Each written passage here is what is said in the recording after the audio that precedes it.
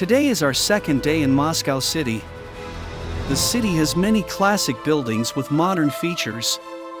From the outside, they keep the charm of history. But when you step inside, everything feels new. In the morning, we have planned to visit the VDNKH. It is the full form of the exhibition of achievements of the national economy. It is a large exhibition, museum, and recreational complex in Moscow. At the main entrance stands a tall statue of Vladimir Lenin. He looks straight ahead, as if guiding the nation towards the future. The statue is made of bronze and placed on a high stone base. This building was made during the Soviet era.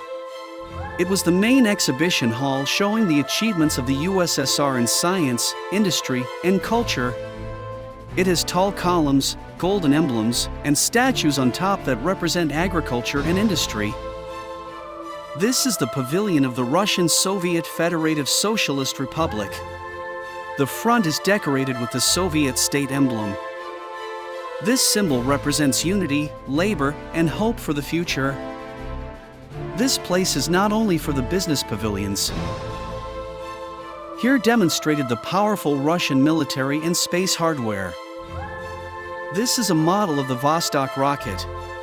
It is a replica of the R-7, the rocket that sent Yuri Gagarin into space. Here is a Sukhoi Su-27 fighter jet with weapons on board. It is the Russian classic air superiority fighter jet. This is the Mi-8, one of the most famous helicopters ever built. It was first made in the Soviet Union during the 1960s. This is the Yak-42, one of the first Soviet passenger jets built for medium-range travel. It could carry around 120 passengers and fly up to 2,000 kilometers.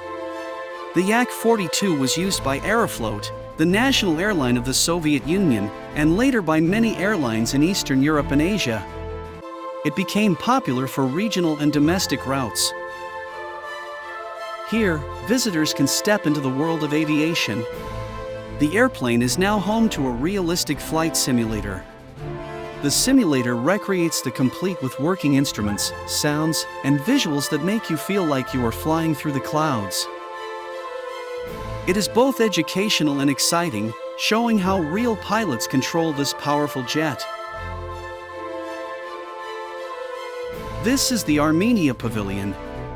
It serves as the Armenia Exhibition and Cultural Center, representing modern Armenian art, crafts, wine, and products.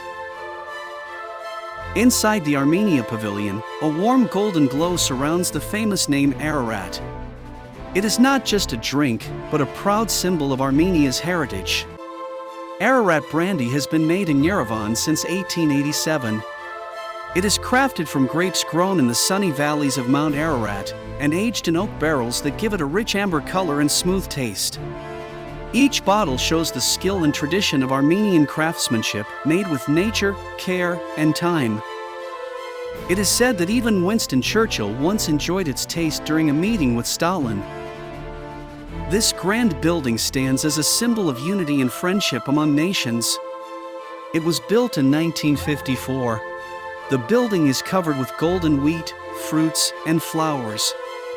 It is symbols of peace and prosperity, its tall crown, shaped like a bundle of wheat. This statue represents the workers, farmers, and engineers, the people who built the Soviet Union's strength and progress.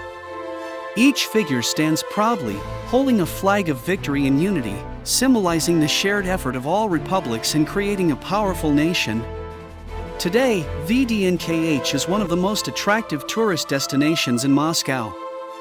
Once it began as an exhibition of achievements, has become a grand park of culture, science, and art. Visitors come here to explore its majestic pavilions, fountains, and museums. Every building tells a story of history, innovation, and human creativity. The wide alleys, gardens, and shining domes make here a living museum under the open sky. It is a place where the past meets the present with full of life, beauty, and inspiration. Thanks for watching.